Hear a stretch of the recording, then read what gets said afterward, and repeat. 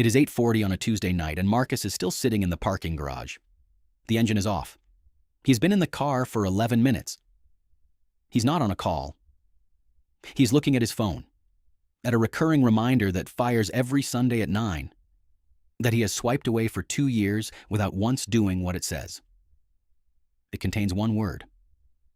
Upstairs, on the desk he left 20 minutes ago, is the offer letter he signed 14 months back. $92,000. A 35% raise. The thing he had been working toward for 6 years. He got it. All of it. And he cannot explain why he is sitting alone in a concrete garage at 8:40 at night in no hurry at all to go home. Here is what this video is going to prove. Not that money doesn't matter. That line is repeated almost entirely by people who have some, and the research is harder on it than you have been told. Money matters. We will get to how much. What I am going to show you instead is a number. The precise price Marcus sold his extra hours for. He never worked it out. Almost nobody does. And once you have seen it, you will not be able to stop running it on your own job. And that one word on the Sunday reminder, I am not telling you yet. It means nothing until you have seen the number. I will give it to you at the end. Marcus is 36. 2 kids, 7 and 4. His wife works 3 days a week at a dental practice. The old job, operations coordinator at a mid-size logistics firm.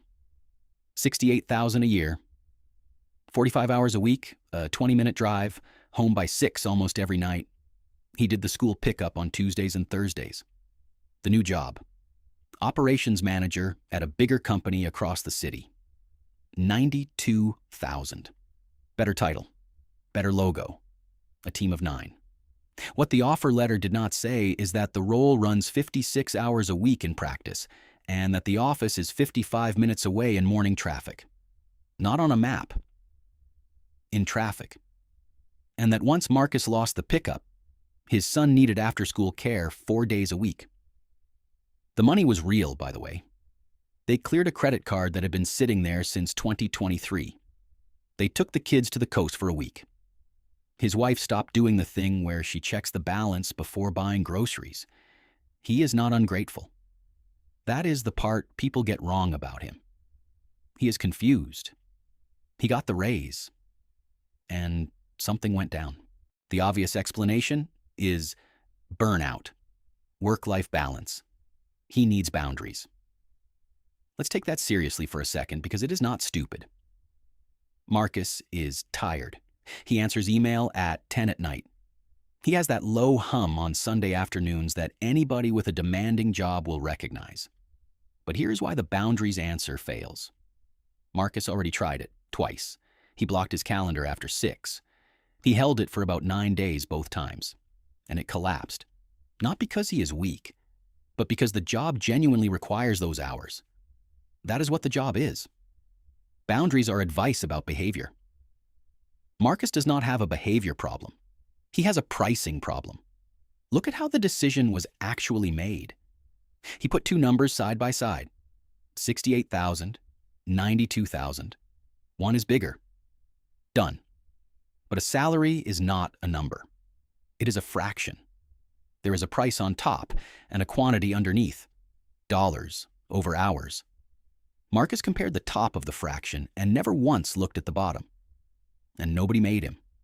Not the recruiter. Not HR. Not his friends. Not his own father, who told him he would be an idiot to turn it down. Every single person in that process talked about the numerator. So let's look at the bottom of the fraction. Assumptions out loud. Run yours. They will be different. Old job. 45 hours of work plus 3.3 hours a week in the car. 48 hours that belong to the job. New job. 56 hours of work plus 9 hours in the car. 65. The difference is just under 17 hours a week. Across 48 working weeks, 806 hours a year. That is 33 entire days. Not work days. Days. Full ones. Now the top. The raise is 24,000 gross. Assume 30% goes to federal, state, and payroll tax on that marginal band. About 16,800 left. Then subtract what the new job costs to hold. Fuel, tolls, and parking, 2,600. After-school care, 2,900. The lunches he buys because there is no time to pack one, 900. Call the whole thing 6,000. $10,800. Divided by 806 hours, $13.40 an hour. That is what Marcus sold 33 days of his life for, and he never saw the figure, because nobody writes it on an offer letter. Now the part that should bother you. His old job was already paying him about $23 for every hour it consumed. The extra hours were not just cheap.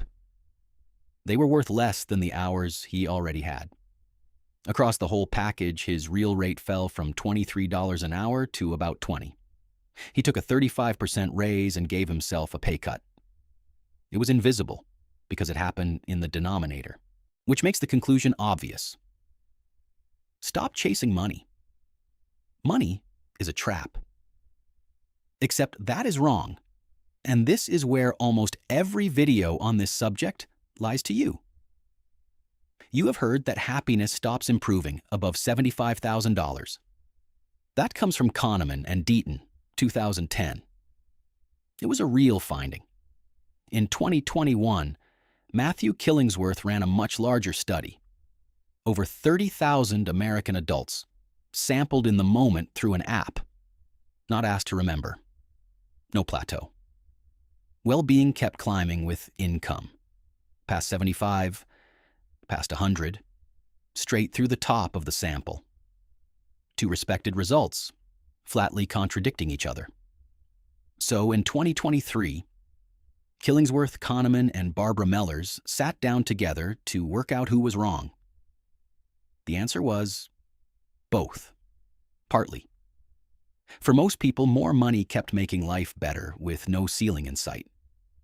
But for the least happy 15 to 20%, the improvement stopped at around $100,000 and went flat.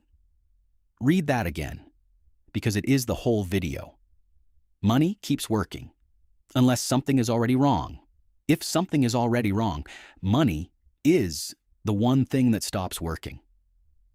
So the number does not mean money is bad. It means Marcus was buying the wrong thing with it. Spending his life at $13 an hour to fix something a raise was never able to touch. And the chase is how you avoid ever finding out which group you are in. Because while you are still chasing, the answer is always after the next one. So why does the chase feel compulsory? Two reasons, both measured. The first, the target is not yours. In 1998, Sarah Solnick and David Hemingway at Harvard offered people a choice. Earn $50,000 while everyone around you earns $25,000. Or earn $100,000 while everyone around you earns $200,000. About half chose the first, half the real income, to be the one in front. A relative target has no finish line. It cannot. It moves every time the person beside you moves. The second reason, we buy the wrong thing with the money we do get. In 2017, Ashley Willens, Elizabeth Dunn, Michael Norton, and colleagues published work in PNAS on buying time. People who paid to get out of tasks they disliked reported higher life satisfaction. $40 spent on a time-saving purchase beat the same $40 spent on an object. And in one of their samples of Dutch millionaires, almost half spent nothing on outsourcing work they hated. People who could obviously afford to buy their hours back did not. So this is not about affordability. It is a reflex, the honest counterweight. In 2020, Lindqvist, Östling, and Cesarini tracked Swedish lottery winners and found large windfalls produced higher life satisfaction still measurable 5 to 22 years later.